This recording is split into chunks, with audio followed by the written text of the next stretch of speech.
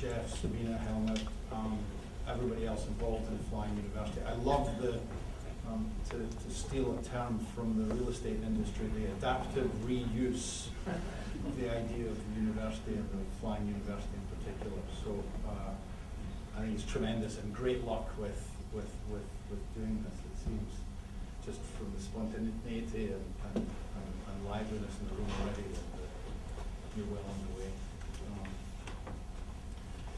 I want to start with a discussion of the language of the frontier. That's kind of the job I was somewhat given, I think, and it's something I've worked on. So it's not that it's in any way difficult, but that language of the frontier does a tremendous amount of work in terms of justifying and explaining the way in which cities are being changed. And the idea of an urban frontier, it seems to me, is highly redolent of a very particular kind of history in especially European North American terms. It has a broader application, but it's a very European North American access, I think, that's being appealed to in that language of the frontier. And as Jeff suggested, the frontier is filled with brave pioneers going boldly where no white man, presumably, has ever gone before, bravely conquering the natives, treating them like part of the natural environment, sticking them in reservations, and otherwise stealing their property, and probably in the process committing genocide. Now, it's not an accident that such violent images get naturalized into a discussion of how cities are being retaken these days.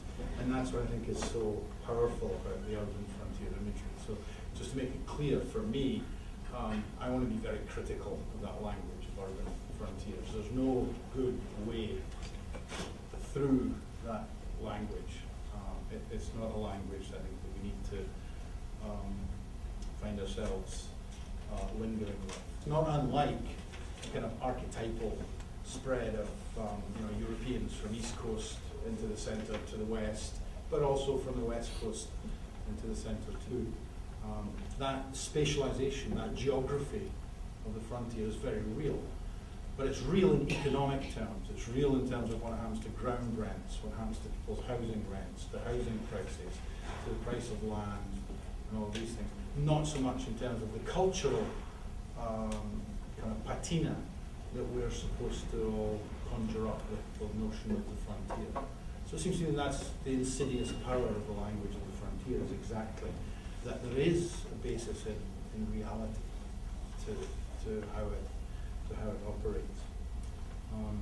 The derogatoriness of the language is sometimes quite explicit. In the 1980s, in Burlington, Vermont, a group of business leaders got together and decided to create a program which they called Westward Ho.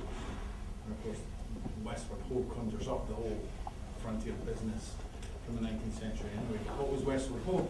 Westward Ho was a program where they were going to go around Burlington and pick up homeless folks off the street and offer them tickets out of town. One-way tickets, not return tickets.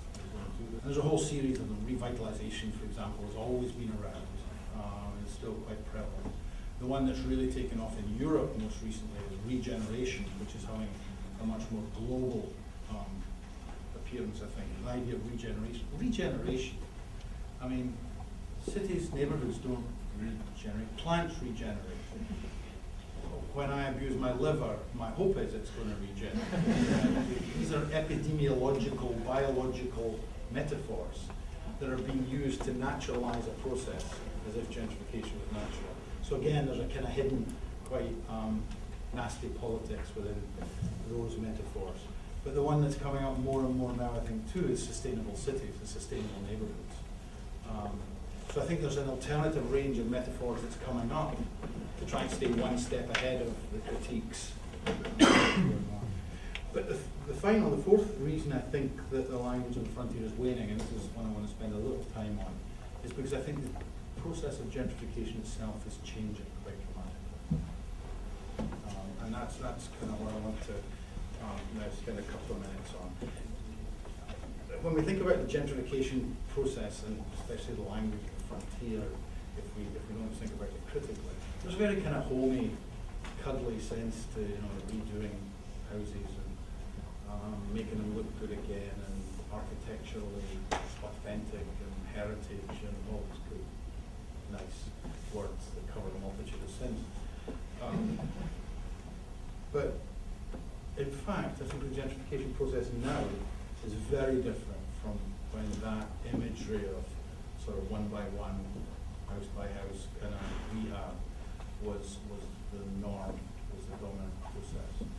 And I think there's about 5 ways in which I think the process has changed, and I'll just go through these very, very quickly, and we can talk about them, but then I want to try and get a wee bit more specific.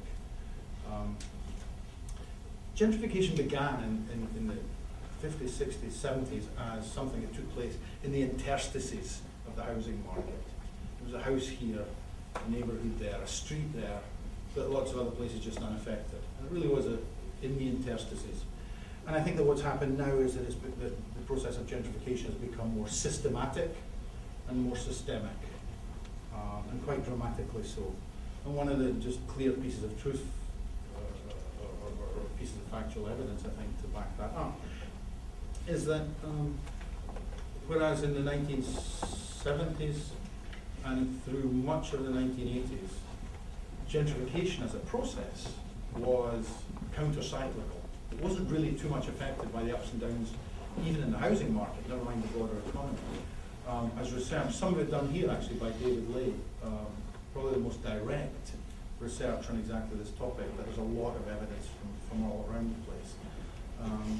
As research now is clear about, crises and ups and downs in the housing market now affect gentrification very sharply and very directly. It's become, gentrification now systemic. It's not a marginal process in any way whatsoever anymore. So that's the first change, I think, that's happened.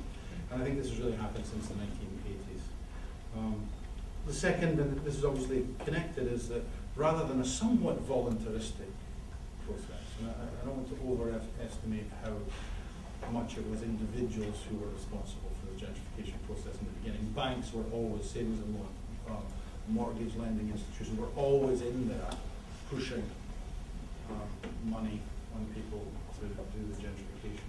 But contrary to that, I think that now what's happening is that gentrification is broadly planned.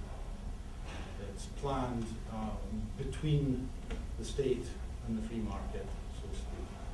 It's become one alternative for a certain section of city building, to give it a broader term.